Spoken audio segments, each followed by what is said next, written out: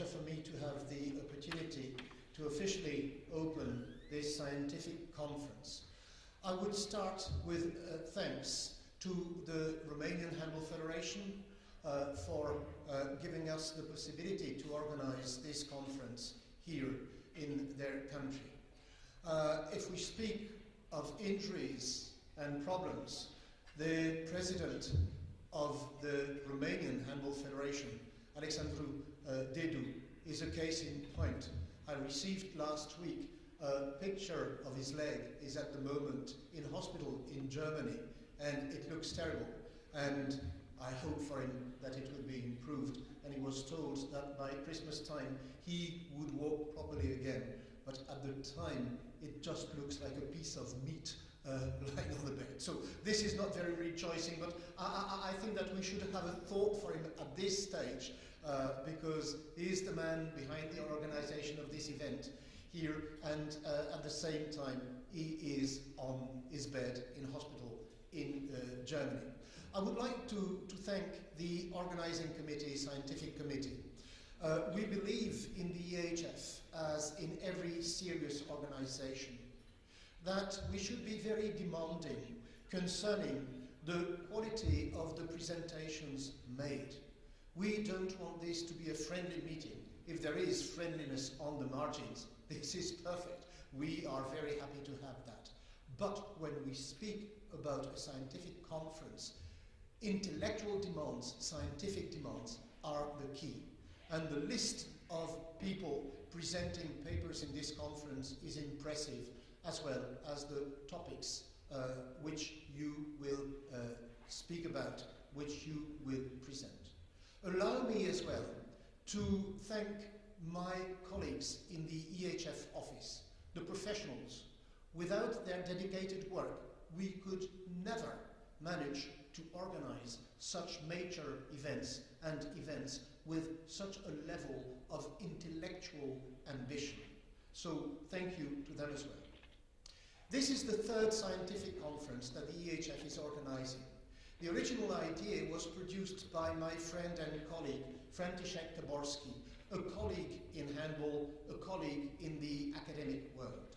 And he created the university, the Union of University Teachers of Handball, which gave us this extremely interesting network of academics connected to our sport, and also he initiated the idea of these scientific conferences. We had the first in 2011, the second in 2013, and the third in 2015.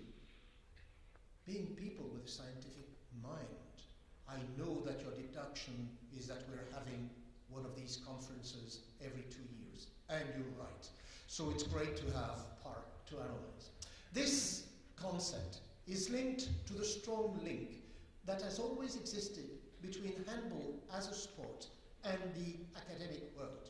I was speaking with one of my colleagues, friends, and one of the major world experts in the field about handball, including so many people coming from the teaching and academic world. This is a specific resource, but it gives a special turn of mind to handball. And in handball, we believe in the respect of the person. We do not request the medical specialists to fix our players so that they are going to play again as rapidly as possible. We don't take our players to the doctors the way you take a car to the mechanic just to have it fixed so that it will run again.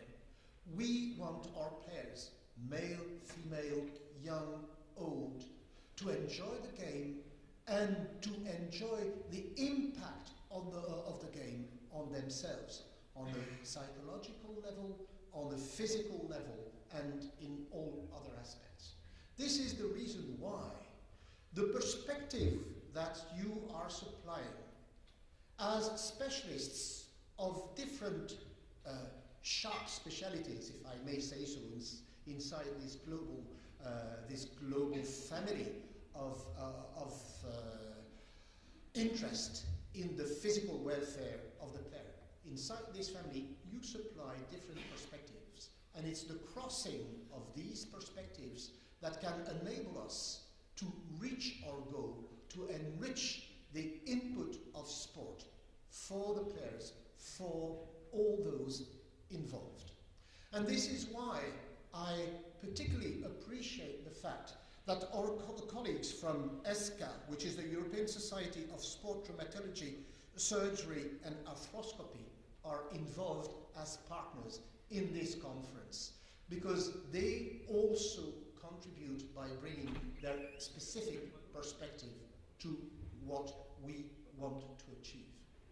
And as I don't want to consume too much of your time, you need this for exchanges, and openings are always terrible, whether in universities or other circles. The president of the university, and I'm a former rector of a university, wants to boast about his university, and you've got your communication ready, and you say, well, give me time. I want time to present what I have to present. So I conclude giving you a transposed quotation. One of my good colleagues, an Irish professor, Anya Hyland from University College Cork, likes to say she's a specialist of education sciences, and she wants, at university level, education, teaching, to be connected to research.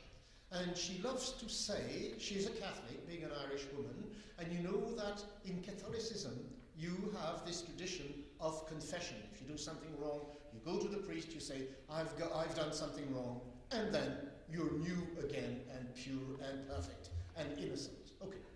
And she says, sin is to confession, no, yet research is to teaching what sin is to confession.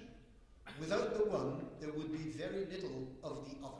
So I would say here, transposing this in a rather daring way, that research is to the player's welfare what sin is to confession.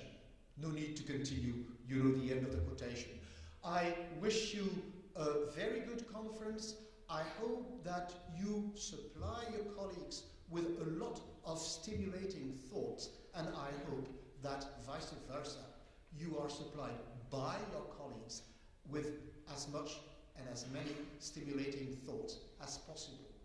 Don't forget that in such a conference, the margins of the conference are always essential. This is when we address telephone, when we exchange telephone numbers, email addresses, etc.